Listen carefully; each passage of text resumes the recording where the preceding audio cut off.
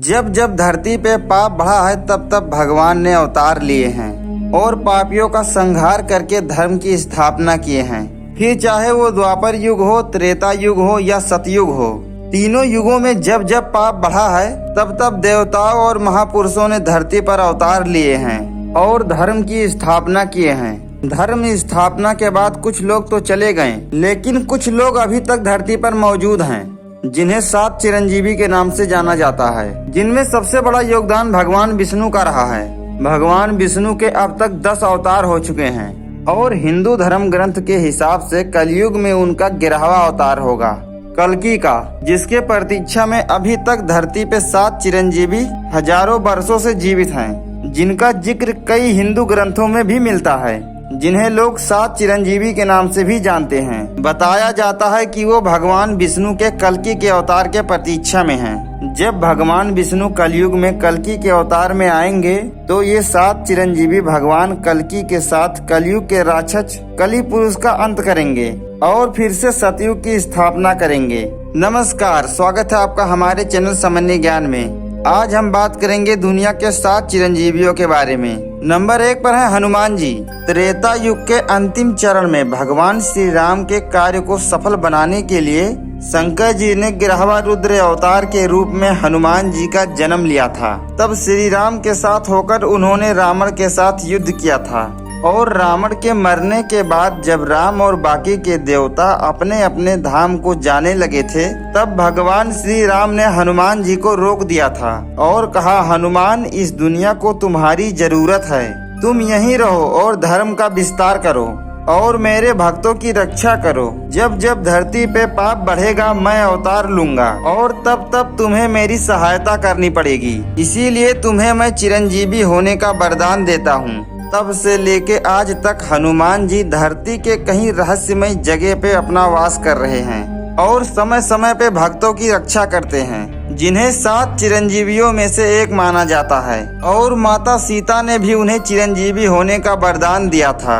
जिसके कारण वो अमर हैं, जो लाखों करोड़ों सालों से इस धरती पर रहकर भगवान विष्णु के कल्कि के अवतार की प्रतीक्षा कर रहे हैं। नंबर 2 पर है परशुराम। त्रेता युग के रामायण काल में भगवान परशुराम का जन्म हुआ था, एक ब्राह्मण ऋषि के घर में, जो भगवान विष्णु के 6वें अवतार माने जाते हैं, जिनकी रामायण से लेकर महाभारत तक में अहम भूमिका रही है।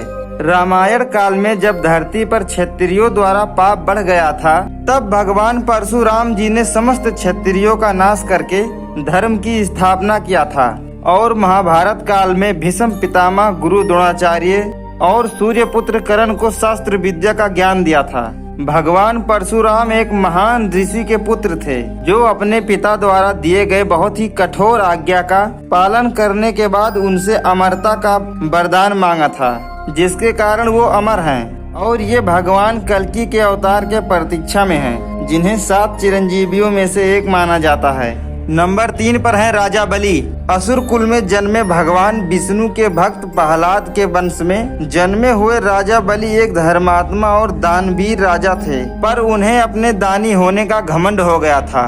तब भगवान विष्णु ने एक ब्राह्मण के घर में बावन का जन्म लिया था और उन्होंने राजा से 3 पग भूमि दान में मांगा था। राजा बलि ने इसे एक तुच्छ दान समझकर देने का वचन दिया। भगवान वामन ने अपने पहले पग में पूरी पृथ्वी लोक नाप लिया था और दूसरे पग में पूरा आकाश लोक नाप लिया। अब नापने को कुछ बचा नहीं था। तब राजा बलि ने अपनी दानवीरता दिखाते हुए और भगवान से क्षमा मांगते हुए उन्हें तीसरा पग अपने सर पर रखने का सुझाव दिया। भगवान वामन ने वैसे ही किया। भगवान वामन ने जैसे ही अपना पैर राजा बलि के सिर पर रखा, राजा बलि नीचे दबकर पाताल लोक पहुंच गए।